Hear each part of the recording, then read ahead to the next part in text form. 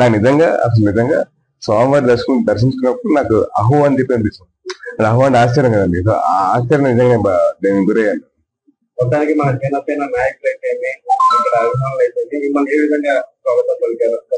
నన్ను ఒక మామూలు సగటు మనిషిగా చాలా బాగా చూస్తున్నానండి. సో నాకు ఆ ప్రేమ ఆప్యాయత వచ్చినందుకు చాలా సంతోషంగా ఉంది. మీ రాబోయే సినిమాలు లేదండి, యాక్చువల్లీ పెట్టుకోవచ్చు, బట్ కథలో కుదరదు కదండి. కథలో కుదరకపోతే పెట్టుకోమని ఏ లాభం? సో కథలో కుదిరితే నేను డెఫినెట్ పెట్టుకుంటాను.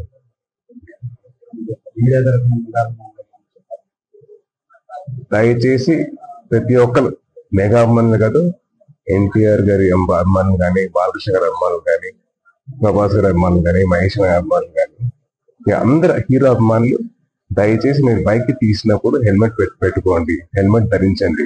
అది చిన్న పక్క స్ట్రీట్ అయినా కానీ ప్లీజ్ హెల్మెట్ పెట్టుకోండి. ఆ హెల్మెట్ పెట్టుకోవడం వల్ల నేను వాళ్ళు బతుకున్నాను, మీ ముందర ఉన్నాను. సో దయచేసి మీడియా వాళ్ళైనా కానీ, పోలీసు వాళ్ళైనా కానీ ఒకటే రిక్వెస్ట్, దయచేసి హెల్మెట్ పెట్టుకోండి, సేఫ్గా రైడ్ చేయండి. డ్రగ్స్ తప్పండి. అది ఏం చెప్పాలి అసలు దానికి? ఆయన చెప్పేది వాళ్ళు తెలియదు, వాళ్ళకి కాదు. యువతకు ఒకటే అది తప్పు, అది చేయకూడదు. కావాలంటే మీరు మీ హెల్త్ మీద ఫోకస్ పెట్టుకోండి, జిమ్ చేయండి, లేదా మంచి ఆట మీద ఫోకస్ పెట్టుకోండి, లేదా యోగా చేయండి, లేదా మెడిటేషన్ చేయండి. రకరకాల ఆర్ట్స్ ఉన్నాయి, సో దాని మీద ఫోకస్ చేయండి. పెయింటింగ్ అవ్వచ్చు, లేదా మీ ఫోటోగ్రఫీ అవ్వచ్చు, స్పోర్ట్స్ అని అవ్వచ్చు, ఏదైనా అవ్వచ్చు. సో మీ ఫోకస్ దాని మీద పెట్టుకోండి, మీ హెల్త్ మీద పెట్టుకోండి. మీ మీద ఇన్వెస్ట్ చేయండి. మీరు ఎంతో కొంత డబ్బులతో మీరు పర్టికులర్ పదార్థం కొంటారు కదా, ఆ డబ్బులు అయితే మీ మీద ఖర్చు పెట్టుకోండి. మీ బాడీ మీద లేకపోతే ఎలాగో ఒక కొత్త స్కిల్ నేర్చుకోండి, బాగుంటుంది.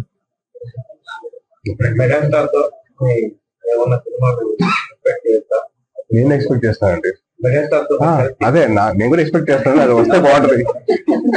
మా ముగ్గురు మోయలు, ఇద్దరు మోయలు అయితే అయిపోయారండి. సో మిగిలిన ఏకైక మా మెగాస్టార్ గారు. ఆ అవకాశం వస్తే నేను వెంటనే చేస్తాను.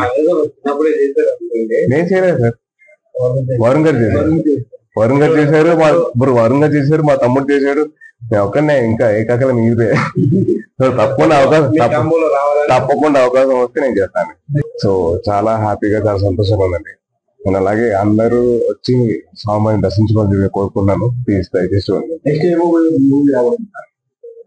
నెక్స్ట్ సంబరాల్లో ఏటిగట్టు అని చెప్పి ఒక సినిమా ఉందండి. సో అదొకటి జరుగుతుంది షూటింగ్. సో నెక్స్ట్ అదే.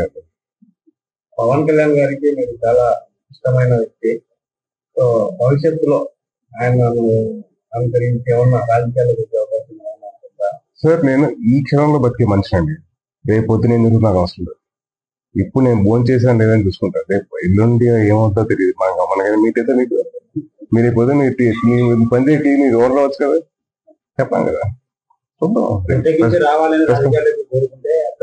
ప్రస్తుతానికి అయితే నాకు ఈ పూట భోజనం చేశాను లేదా, నేను నలుగురికి సాయం చేయలేను లేదా అని చూసుకుంటాను.